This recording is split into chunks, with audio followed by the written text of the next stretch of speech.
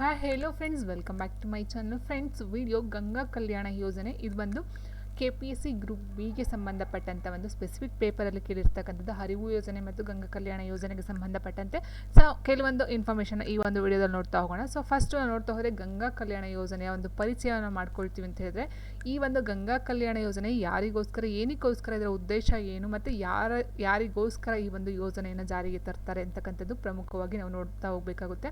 Friends, ನೋಡ್ತಾ ಹೋಗಿ ಇಲ್ಲಿ ಈ ಒಂದು ಗಂಗಾ ಕಲ್ಯಾಣ ಯೋಜನೆ ಅಂತ ಹೇಳಿದಾಗ, ಇಲ್ಲಿ ಗಂಗಾ ಅಂತ ಹೇಳಿದಾಗ ನಮ್ಗೆ ಅರ್ಥ ಆಗ್ಬಿಡುತ್ತೆ. ಗಂಗಾ ಮೀನ್ಸ್ ಅದು ನೀರಿಗೆ ಸಂಬಂಧಪಟ್ಟಂಥದ್ದು, ಹೌದಲ್ವಾ? ಸೊ ಗಂಗೆ ಅಂತ ಹೇಳಿದಾಗ ಅದು ನೀರು ಅಂತ ನಮ್ಗೆ ಆಟೋಮೆಟಿಕ್ ಆಗಿ ಗೊತ್ತಾಗ್ಬಿಡುತ್ತೆ. ಹಾಗಾದ್ರೆ ಗಂಗೆ ನೀರಿಗೆ ಸಂಬಂಧಪಟ್ಟಂತೆ ಅಂದರೆ ಯಾವ ರೀತಿ ಅಂತಕ್ಕಂಥದ್ದನ್ನ ನೋಡಬೇಕಾಗುತ್ತೆ. ನೋಡಿ, ಇಲ್ಲಿ ಒಂದು ಗಂಗಾ ಕಲ್ಯಾಣ ಯೋಜನೆ ಅಂತಕ್ಕಂಥದ್ದು ಪ್ರಮುಖವಾಗಿ ಇರ್ತಕ್ಕಂಥದ್ದು ಇದು ರಾಷ್ಟ್ರೀಯ ಯೋಜನೆ ಅಲ್ಲ, ಇದು ರಾಜ್ಯ, ಇಟ್ ಮೀನ್ಸ್ ಕರ್ನಾಟಕದಲ್ಲಿ ಜಾರಿಗೆ ಬಂದಿರತಕ್ಕಂಥ ಒಂದು ಯೋಜನೆ. ಇದು ಸಹ ಪ್ರಮುಖವಾಗಿ ನೀವು ಅರ್ಥ ಮಾಡ್ಕೊಳ್ಬೇಕಾಗುತ್ತೆ. ಗಂಗಾ ಕಲ್ಯಾಣ ಯೋಜನೆ ಅಂದರೆ ಸೆಂಟ್ರಲ್ ಗೌರ್ಮೆಂಟಿಂದ ಆಗಿರ್ತಕ್ಕಂಥದ್ದಲ್ಲ, ಅದು ಸ್ಟೇಟ್ ಗೌರ್ಮೆಂಟಿಂದ ಜಾರಿಗೆ ತಂದಿರತಕ್ಕಂಥ ಒಂದು ಯೋಜನೆ ಆಗಿರುತ್ತೆ.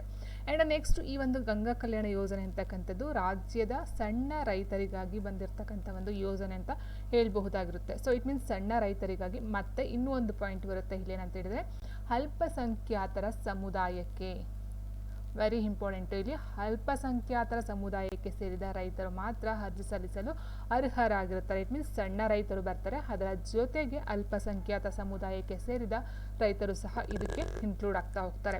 ಹಾಗಾದರೆ ಇಲ್ಲಿ ಅಲ್ಪಸಂಖ್ಯಾತರು ಅಂದರೆ ಯಾರು ಅಂತ ಅಂದರೆ ಮುಸ್ಲಿಮರು, ಸಿಖ್ಖರು, ಪಾರ್ಸಿಗಳು, ಜೈನರು, ಕ್ರಿಶ್ಚಿಯನ್ನರು, ಬೌದ್ಧ ಧರ್ಮದವರು, ಇವರೆಲ್ಲ ಸಹ ಬರ್ತಾರೆ. ಇದರ ಜೊತೆಗೆ ಹಿಂದೂಗಳಲ್ಲೂ ಸಹ ಸಣ್ಣ ರೈತರು ಏನಿರ್ತಾರೋ ಅವರು ಸಹ ಈ ಒಂದು ಯೋಜನೆಗೆ ಅಪ್ಲಿಕೇಶನ್ನ ಹಾಕಬಹುದಾಗಿರುತ್ತೆ.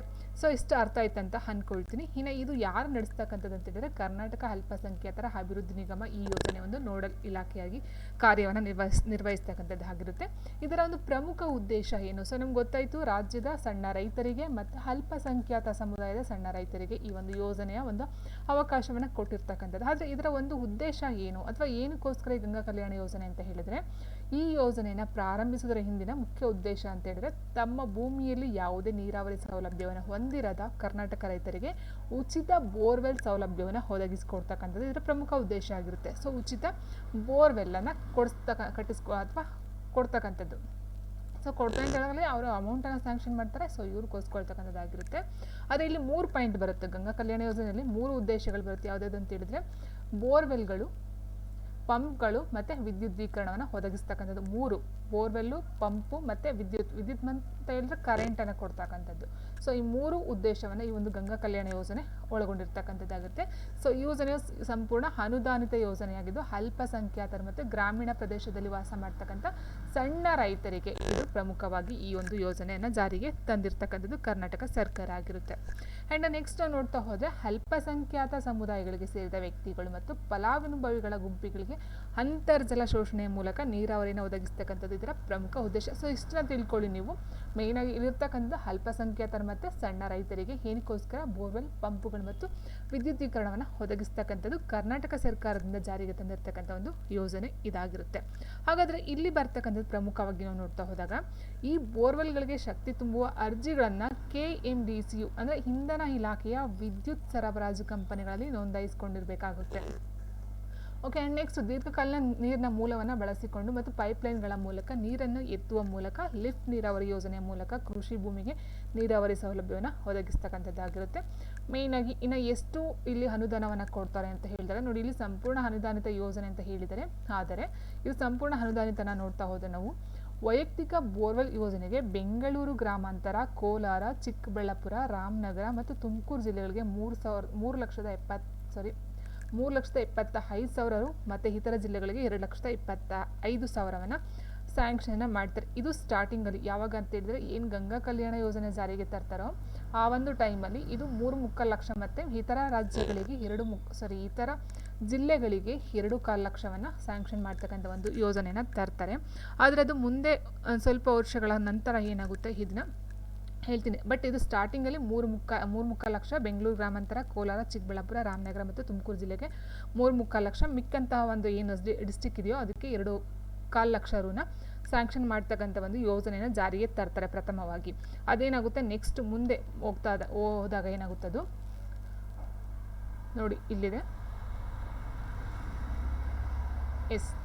ನೋಡಿ ಇಲ್ಲಿ ಅದಾದ ನಂತರ ಏನು ಮಾಡ್ತಾರೆ ಅಂತ ಹೇಳಿದ್ರೆ ವೈಯಕ್ತಿಕ ನೀರಾವರಿ ಕೊಳವೆಬಾವಿ ಯೋಜನೆಯಲ್ಲಿ ಈ ಯೋಜನೆಯಲ್ಲಿ ಉಡುಪಿ, ದಕ್ಷಿಣ ಕನ್ನಡ, ಕೊಡಗು, ಉತ್ತರ ಕನ್ನಡ, ಚಿಕ್ಕಮಗಳೂರು, ಶಿವಮೊಗ್ಗ, ಹಾಸನ ಜಿಲ್ಲೆಗಳಲ್ಲಿ ಕನಿಷ್ಠ 1 ಎಕರೆ ಜಮೀನನ್ನು ಹೊಂದಿರಬೇಕು. ಉಳಿಕೆ ಜಿಲ್ಲೆಗಳಲ್ಲಿ ಒಂದೇ ಸ್ಥಳದಲ್ಲಿ ಹೊಂದಿಕೊಂಡಂತೆ ಇರುವ ಕನಿಷ್ಠ 2 ಎಕರೆ ಜಮೀನು ಇರಬೇಕು. ಈ ಒಂದು ರೂಲ್ಸನ್ನು ತಂದು ಇದರ ಜೊತೆಗೆ ಏನು ಮಾಡ್ತಾರೆ 3.25 ಲಕ್ಷ ರೂವನ್ನು ಸಾಲ ಸಬ್ಸಿಡಿಯಾಗಿ ಕೊಡ್ತಾರೆ. ಅದರಲ್ಲಿ 3.25 ಲಕ್ಷ ಸಬ್ಸಿಡಿ ಕೊಡ್ತಾರೆ. 4% ಬಡ್ಡಿಯಲ್ಲಿ 50,000 ಸಾಲವನ್ನು ಕೊಡ್ತಾರೆ. ಇದು ಸ್ಟಾರ್ಟಿಂಗ್ ಅಲ್ಲ, ಗಂಗಾ ಕಲ್ಯಾಣ ಯೋಜನೆ ತಂದಾಗ ಅದೇನಾಗುತ್ತೆ ಅಲ್ಲಿ ಬೇರೆ ಇರುತ್ತೆ.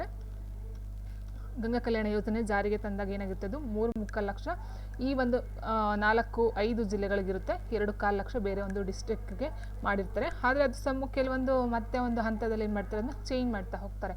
ಅದು 3.25 ಲಕ್ಷ ಮತ್ತು 4.25 ಲಕ್ಷಕ್ಕೆ ಹೆಚ್ಚಿಗೆಯನ್ನು ಮಾಡ್ತಕ್ಕಂಥದ್ದು ಆಗಿರುತ್ತೆ. ಸೊ ನೋಡಿ ಇಲ್ಲಿದೆ ನೋಡಿ, ಬೆಂಗಳೂರು ಉತ್ತರ, ಬೆಂಗಳೂರು ದಕ್ಷಿಣ, ಬೆಂಗಳೂರು ಗ್ರಾಮಾಂತರ, ರಾಮನಗರ, ಕೋಲಾರ, ಚಿಕ್ಕಬಳ್ಳಾಪುರ, ತುಮಕೂರು ಜಿಲ್ಲೆಗಳಿಗೆ ಈ 2ನೇ ಹಂತದಲ್ಲಿ ಮತ್ತೆ ಚೇಂಜ್ ಮಾಡ್ತಾ ಹೋಗ್ತಾರೆ. ಸೊ ಇದರಲ್ಲಿ ನಾವು ನೋಡ್ತಾ ಹೋದ್ರೆ ನೆಕ್ಸ್ಟ್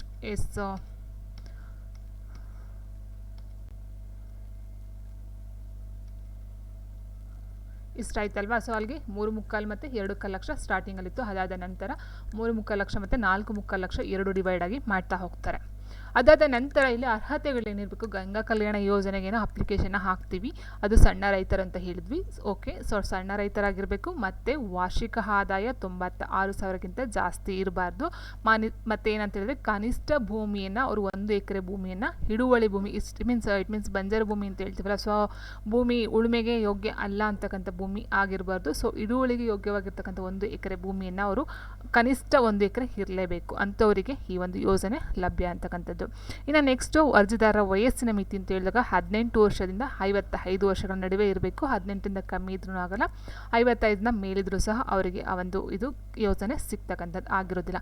ಇನ್ನು ನೆಕ್ಸ್ಟು ಅರ್ಜಿದಾರರು ರಾಜ್ಯದ ಕಾಯಂ ನಿವಾಸಿಯಾಗಿರಬೇಕಾಗಿರುತ್ತೆ. ಸೊ ಇಟ್ ಮೀನ್ಸ್ ಕರ್ನಾಟಕದವರೇ ಆಗಿರಬೇಕು ಅಂತಕ್ಕಂಥದ್ದು. ಆ್ಯಂಡ್ ನೆಕ್ಸ್ಟ್ ಬಂದು ರಾಜ್ಯ ಧಾರ್ಮಿಕ ಅಲ್ಪಸಂಖ್ಯಾತ ಸಮುದಾಯಕ್ಕೆ ಸೇರಿಸಬೇಕು. ಸೊ ಆಗಲೇ ಹೇಳಿದಾಗೆ ಅವರು ಅಲ್ಪಸಂಖ್ಯಾತರು ಸಹ ಆಗಿದ್ರೆ ಅವ್ರಿಗೂ ಸಹ ಸಿಗುತ್ತೆ ಅಂತ ಹೇಳಿದ್ವಲ್ವ. ಸೊ ಹಾಗಾಗಿ ಅವರು ಕರ್ನಾಟಕ ರಾಜ್ಯದ ಒಂದು ಅಲ್ಪಸಂಖ್ಯಾತ ಸಮುದಾಯಕ್ಕೆ ಸೇರಿರಬೇಕಾಗಿರುತ್ತೆ. ಆ್ಯಂಡ್ ನೆಕ್ಸ್ಟ್ ನಾವು ನೋಡ್ತಾ ಹೋದಾಗೆ ಆಲ್ರೆಡಿ ಹೇಳಿದ್ರೆ ಕನಿಷ್ಠ ಅಲ್ಲಿ 1 ಎಕರೆ 20 ಗುಂಟೆ ಅಥವಾ 1 ಎಕರೆ ಜಮೀನು ಇರಬೇಕು. 5 ಎಕರೆ ಗಂಟ ಒಣಭೂಮಿಯನ್ನು ಹೊಂದಿರಬೇಕು. ಎಸಿಲಿ 1 ಎಕರೆ, ಇಟ್ ಮೀನ್ಸ್ ಸಣ್ಣ ರೈತರು ಅಂತ ಹೇಳಿದಾಗಲ್ಲಿ ಜಾಸ್ತಿ ಆದಂಥ ಒಂದು ಏನಪ್ಪ ಜಮೀನೇನು ಇರ್ತಕ್ಕಂಥದ್ದು ಇರೋದಿಲ್ಲ, ಹೌದಲ್ವಾ. ಸೊ ಸಣ್ಣ ರೈತರು ಅಂತ ಹೇಳಿದಾಗಲ್ಲಿ ಮಿನಿಮಮ್ 1 ಎಕರೆ ಇರಬೇಕು, ಮ್ಯಾಕ್ಸಿಮಮ್ 5 ಎಕರೆ ಒಳಗಡೆ ಇರ್ತಕ್ಕಂಥದ್ದು ಆಗಿರುತ್ತೆ. ಸೊ ಆ್ಯಂಡ್ ನೆಕ್ಸ್ಟ್ ಇಲ್ಲಿ 1.2 ಕುಂಟೆ ಅಥವಾ 1.20 ಕುಂಟೆ ಏನಿದೆಯೋ ಇದು ಬಂದು 1 ಎಕರೆ 20 ಕುಂಟೆ. ಸೊ ಅವ್ರಿಗೆ ಬೇರೆ ಒಂದು ಡಿಸ್ಟಿಕ್ಗೆ. ಇನ್ನು ಕೊಡಗು, ದಕ್ಷಿಣ ಕನ್ನಡ, ಉಡುಪಿ, ಉತ್ತರ ಕನ್ನಡ, ಚಿಕ್ಕಮಗಳೂರು, ಶಿವಮೊಗ್ಗ, ಹಾಸನ ಜಿಲ್ಲೆಗಳಲ್ಲಿ ಭೂಮಿಯ ಲಭ್ಯತೆ ತೀರಾ ಕಡಿಮೆ ಇರುವ ಕಾರಣ ಏನು ಮಾಡ್ತಾರೆ ಅಲ್ಲಿ ಕನಿಷ್ಠ 1 ಎಕರೆ ಜಮೀನನ್ನು ಅಲ್ಲಿ ನಿಗದಿಯನ್ನು ಮಾಡ್ತಕ್ಕಂಥದ್ದು ಆಗಿರುತ್ತೆ. ಸೊ ಈ ಒಂದು ಇಷ್ಟು ಡಿಸ್ಟಿಕ್ ಏನಿದೆ ಇದನ್ನು ಬಿಟ್ಟು ಹೊರತುಪಡಿಸಿ ಮಿಕ್ಕಂಥ ಡಿಸ್ಟಿಕ್ಗಳಿಗೆ 1 ಎಕರೆ 20 ಕುಂಟೆ ಇರಬೇಕಾಗುತ್ತೆ. ಇಟ್ ಮೀನ್ಸ್ 1 ಎಕರೆ 20 ಕುಂಟೆ ಅಂದರೆ 1.5 ಎಕರೆ ಅಂತ ಅರ್ಥ ಬರುತ್ತೆ. ಅರ್ಜಿದಾರರು ಸಣ್ಣ ಅಥವಾ ಅತಿ ಸಣ್ಣ ರೈತರಾಗಿರಬೇಕಾಗಿರುತ್ತೆ. ಇನ್ನು ನೆಕ್ಸ್ಟು ಇದು ವೆರಿ ಇಂಪಾರ್ಟೆಂಟು, ಈ ಕೆಳಕಂಡ ಅಭಿವೃದ್ಧಿ ನಿಗಮಗಳ ವತಿಯಿಂದ ಗಂಗಾ ಕಲ್ಯಾಣ ಯೋಜನೆಯಲ್ಲಿ ಅರ್ಜಿ ನೋಂದಣಿ ಮಾಡಲಾಗುತ್ತಿದೆ. ಕೇಳ್ತಾರೆ ಇಲ್ಲ ಆಪ್ಷನ್ಸ್ಗಳನ್ನ ಕೊಟ್ಬಿಟ್ಟು ಕೇಳ್ತಾರೆ.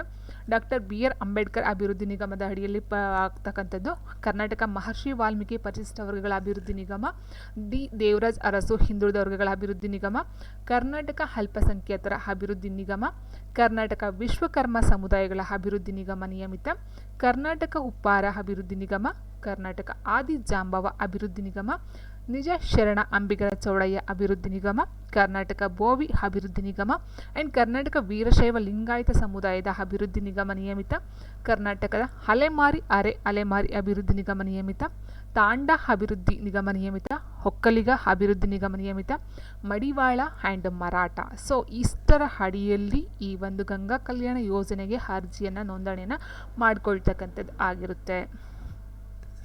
ಆ್ಯಂಡ್ ನೆಕ್ಸ್ಟು ಈ ಎಲ್ಲ ಅಭಿವೃದ್ಧಿ ನಿಗಮದವರು ಪ್ರತಿ ವೈಯಕ್ತಿಕ ಕೊಳವೆ ಬಾವಿಗಳಿಗೆ ಪಾವತಿ ಮಾಡಬೇಕಾಗಿರೋ ಠೇವಣಿಯ ವಿವರ. ಅಂದರೆ ಸೊ ಅದು ಒಂದು ಯೋಜನೆ ಅಂತಕ್ಕಂಥದ್ದು ಅನುದಾನಿತ ಆಗಿದ್ರೂ ಸಹ ಕೆಲವೊಂದು ಅಪ್ಲಿಕೇಶನ್ ಫೀಸ್ ಅಂತ ನಾವು ಕೊಡಬೇಕಾಗುತ್ತೆ. ಸೊ ನೋಂದಣಿಯನ್ನು ಫಸ್ಟ್ ನಾವು 50 ರೂಪಾಯಿ ಕೊಟ್ಟು ಅದಕ್ಕೆ ನೋಂದಣಿಯನ್ನು ಮಾಡಿಸ್ಬೇಕಾಗುತ್ತೆ. ಪ್ಲಸ್ ಅದಕ್ಕೆ ಒಂದು GST ಏನಿರುತ್ತೋ ಅದನ್ನು ನಾವು ಆ್ಯಡ್ ಮಾಡ್ತಾ ಹೋಗ್ತಾರೆ. ಆ್ಯಂಡ್ ಭದ್ರತಾ ಠೇವಣಿ ಶುಲ್ಕ ಅಂತ ಹೇಳಿದಾಗ 1290. ಸೊ ಕೇಳಬಹುದು ಇವೆಲ್ಲನ. ಮೀಟರ್ ಸುರಕ್ಷಾ ಠೇವಣಿ ಅಂತ ಹೇಳಿದಾಗ 3000, ಮೀಟರ್ ಬಾಕ್ಸು 2100, ಮೇಲ್ವಿಚಾರಣಾ ಶುಲ್ಕ 150 ರೂಪಾಯಿ. ಮತ್ತು ನಿಗಮಗಳ ವತಿಯಿಂದ ಕೊಳವೆ ಬಾವಿ ಕೊರೆದು ಪಂಪ್ ಸೆಟ್ ಅಳವಡಿಸಿದ ಸ್ಥಾವರಗಳಿಗೆ ಇಟ್ ಮೀನ್ಸ್ ಬೆಂಗಳೂರು ವಿದ್ಯುತ್ ಕಂಪನಿಗೆ ವತಿಯಿಂದ ವಿದ್ಯುತ್ ಸಂಪರ್ಕವನ್ನು ನೀಡಲಾಗ್ತಕ್ಕಂಥದ್ದು ಆಗಿರುತ್ತೆ. ಇದನ್ನು ಸಹ ಕೇಳ್ಬೋದು, ಯಾವ ಒಂದು ವಿದ್ಯುತ್ತಿಂದ ಸಂಪರ್ಕ ಕೊಡ್ತಕ್ಕಂಥದ್ದು ಅಂತ ಕೇಳಬಹುದಾಗಿರುತ್ತೆ. ಇನ್ನು ನೆಕ್ಸ್ಟ್ ನಾವು ನೋಡ್ತಾ ಹೋದರೆ ಎಸ್ ಆಲ್ರೆಡಿ ನಾವು ನೋಡಿದ್ವಿ ಉದ್ದೇಶ ಏನಂತ ನೋಡಿದ್ವಿ, ಹೌದಲ್ವಾ.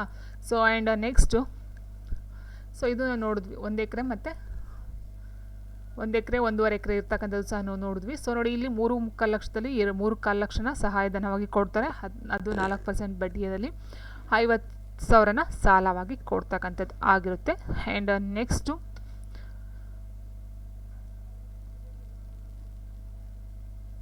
ಇದರಲ್ಲಿ 75,000 ವಿದ್ಯುತ್ಗೆ ಸರಬರಾಜು ಕಂಪನಿಗೆ ಹೋಗ್ತಕ್ಕಂಥದ್ದು. ಆ್ಯಂಡ್ ನೆಕ್ಸ್ಟ್ ನೋಡ್ತಾ ಹೋದಾಗೆ 4.25 ಲಕ್ಷ. ಸೊ ಅದೇ ಹೇಳಿದಾಗ ಸ್ಟಾರ್ಟಿಂಗಲ್ಲಿ ಒಂದು ಅಮೌಂಟ್ ಇತ್ತು, ಅದನ್ನು ಮತ್ತೆ ರೈಸ್ ಮಾಡ್ತಾರೆ 4.25 ಲಕ್ಷಕ್ಕೆ. ಸೊ 3.25 ಲಕ್ಷಕ್ಕೂ ಸಹ ರೈಸ್ ಮಾಡ್ತಕ್ಕಂಥದ್ದು. ಸೊ ಆ್ಯಂಡ್ ಇದು ಅಷ್ಟೇ 50,000 ಬಡ್ಡಿಯನ್ನು ಕೊಡ್ತಕ್ಕಂಥದ್ದಾಗಿರುತ್ತೆ. 50,000 ಸಾಲವನ್ನು ಬಡ್ಡಿಗೋಸ್ಕರ ಕೊಡ್ತಾರೆ. ಅದರಲ್ಲಿ 4.25 ಲಕ್ಷ ಏನು ಮಾಡ್ತಾರೆ ಸಹಾಯಧನವನ್ನಾಗಿ ಕೊಡ್ತಕ್ಕಂಥದ್ದು ಆಗಿರುತ್ತೆ. ಇನ್ನು ಈ ಕಾರ್ಯಕ್ರಮಕ್ಕೆ ಆಯಾ ವಿಧಾನಸಭಾ ಕ್ಷೇತ್ರಕ್ಕೆ ನಿಗದಿಪಡಿಸಿದ ಆರ್ಥಿಕ ಗುರಿಯನ್ವಯ ಮೀಸಲಾತಿಯ ಅನುಪಾತ ಅಂತ ಹೇಳಿದಾಗ ಪ್ರವರ್ಗ 1 ಮತ್ತು 2A ಗೆ 85% ಅಂತೆ, ಪ್ರವರ್ಗ 3A ಮತ್ತು 3Bಗೆ 15% ಅಂತೆ ನೀರಾವರಿ ಘಟಕಗಳನ್ನು ಆಯ್ಕೆ ಮಾಡಿ ಸೌಲಭ್ಯವನ್ನು ಕೊಡ್ತಕ್ಕಂಥದ್ದಾಗಿರುತ್ತೆ. ಆ್ಯಂಡ್ ನೆಕ್ಸ್ಟ್ ಏನಂತ ಹೇಳಿದ್ರೆ 50,000 ಸಾಲ ಏನು ಕೊಡ್ತಾರೋ ಈ ಒಂದು ಸಾಲವನ್ನು ನೀವು 3 ವರ್ಷದ ಒಳಗಡೆ ತೀರಿಸ್ತಕ್ಕಂಥದ್ದು, ಮರುಪಾವತಿಯನ್ನು ಮಾಡ್ತಕ್ಕಂಥ ಒಂದು ಟೈಮನ್ನು ನಿಗದಿ ಮಾಡಿದ್ದಾರೆ. ಸೊ ಆ್ಯಂಡ್ ಇಲ್ಲಿ ಆಲ್ರೆಡಿ ಹೇಳಿದರೆ ಫಲಾನುಭವಿಗಳು ಯಾರ್ಯಾರು ಅಂತ ಹೇಳಿದರೆ ಗ್ರಾಮೀಣ ಪ್ರದೇಶಕ್ಕೆ ಸೇರಿದ ಸಣ್ಣ ಮತ್ತು ಅತಿ ಸಣ್ಣ ರೈತರು ಮತ್ತು ಈ ಒಂದು ಅಲ್ಪಸಂಖ್ಯಾತರು